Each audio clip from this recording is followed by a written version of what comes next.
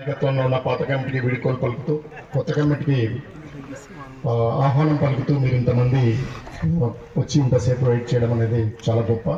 ఎందుకు గొప్ప అంటే ఇదేం అధికారంలో లేము మనం, అంతేకాకుండా ఎలక్షన్ లేని సంవత్సరంలో లేవు, ఇంకా 4 సంవత్సరాలు ఉన్నాయి. 4 సంవత్సరాలు ఉన్నా కూడా ఇంత నమ్మకంతో, అంతేకాకుండా రెండో పరిస్థితి ఉందంటే నోరెత్తితే జైళ్ళలో పెడుతున్నారు, చంపేస్తున్నారు, చూస్తున్నాం కదా అన్ని కూడా. కానీ నేను కూడా ఒక 4 మాటలు మాట్లాడాలనుకున్నా. ఏమిటంటే ఎప్పుడైనా కూడా ఒక నిర్మాణం కనపడాలనేది గట్టిగా నేను నమ్ముతాను.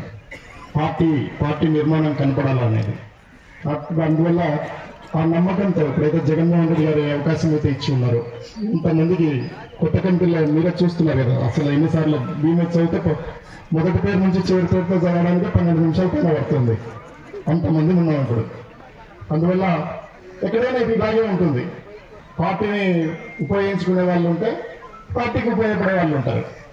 కానీ 4 ఏళ్ళ సమయం ఉంది కాబట్టి గట్టిగా అందరితో కలిసి పార్టీకి ఉపయోగపడే వాళ్ళు ఎవరు, పార్టీని ఉపయోగించుకునే వాళ్ళు ఎవరు, గట్టిగా చెప్పాలంటే కొంప మీద పడి తినేవాడేవాడు, కొంపకు ఉపయోగపడేవాడేవాడు, రెండింటికి తేడా తెలియాలనేది నేను గట్టిగా అనుకుంటున్నా. మీరు కొంపలైనా జరుగుతుంది, ఆఫీసులైనా జరుగుతుంది, పార్టీలైనా జరుగుతుంది, ఈవెన్ దేశంలోనే జరుగుతుంది.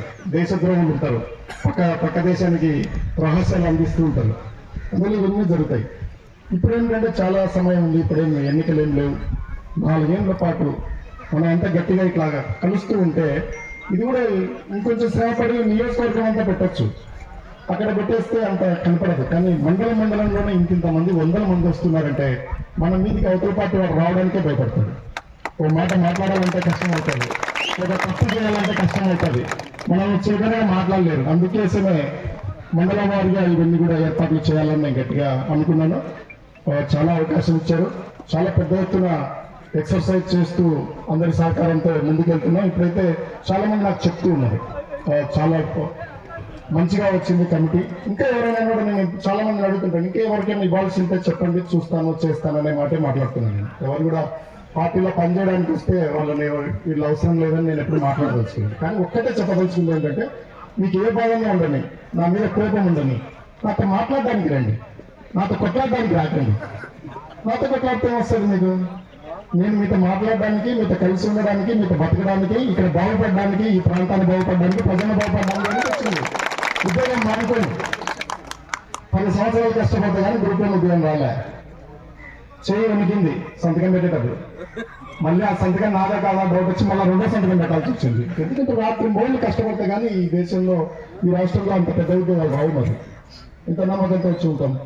మళ్ళీ 2వసారి వెళ్ళమంటే మళ్ళీ ఎంపీ నుంచి వచ్చాను. ఇవన్నీ కూడా గుర్తుపెట్టు, చిన్న విషయాలు కాదు. కానీ ఇప్పుడు స్థిరంగా ఆలోచన చేస్తున్నాం.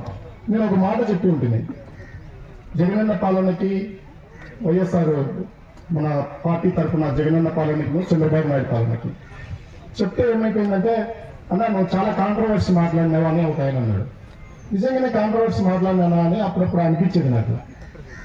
మొన్న చంద్రబాబు నాయుడు గారి మాటలు చూసిన తర్వాత నేనేం తప్పు మాట్లాడలేదని అనిపించింది. మళ్ళీ నాకు నేనే మార్కులు వేసుకున్నా.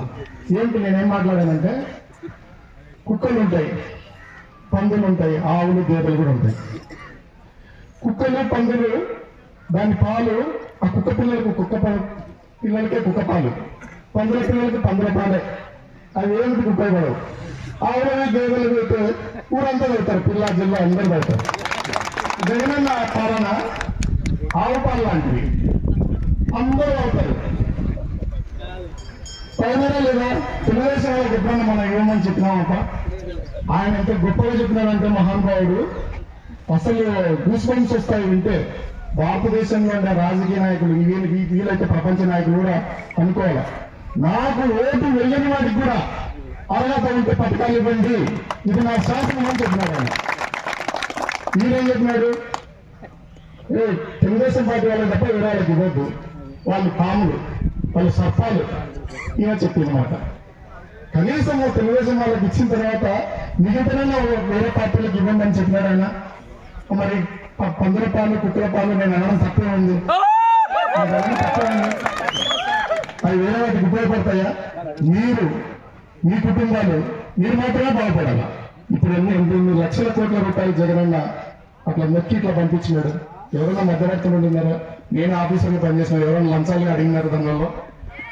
ఎప్పుడైనా మహానుభావుడు ఆయన ఒక మాట చెప్పిండే వైఎస్ఆర్ దివంగత నేత ఏం చెప్పినాడంటే స్టాచ్యూ వేసిన అనమాట ఊర్లో ఉండే అర్హత ఉన్న వాళ్ళకి అందరికీ ఇవ్వండి అని చెప్పిండే. ఈయన ఏం చెప్పినాడు, ఈయన చెప్పినట్టు నవరత్నాలు అని చెప్పింది.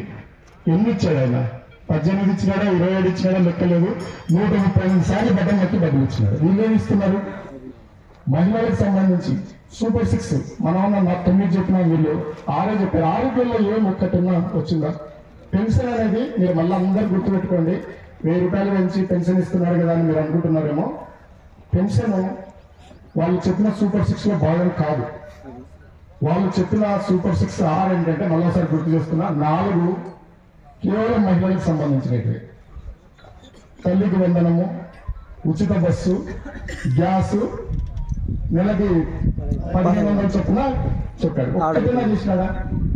దాంట్లో మేనిఫెస్టో చూసినాను, ఏం రాసినాడు దాంట్లో? స్కూలుకు వెళ్ళే ప్రతి విద్యార్థికి 15,000 రూపాయలు ఇస్తానన్నాడు. ప్రతి విద్యార్థికి నీకు 15,000, నీకు 15,000, నీకు 15,000. కానీ మొన్న పయ్యావల కేశవ్ గారు ఆర్థిక శాఖ మంత్రి అసెంబ్లీ సాక్షిగా ఏం చెప్పినాడంటే, దాని రాసి ఉంది నీట్గా, స్కూల్కి వెళ్ళే ప్రతి విద్యార్థి తల్లికి అర్థమవుతుందా?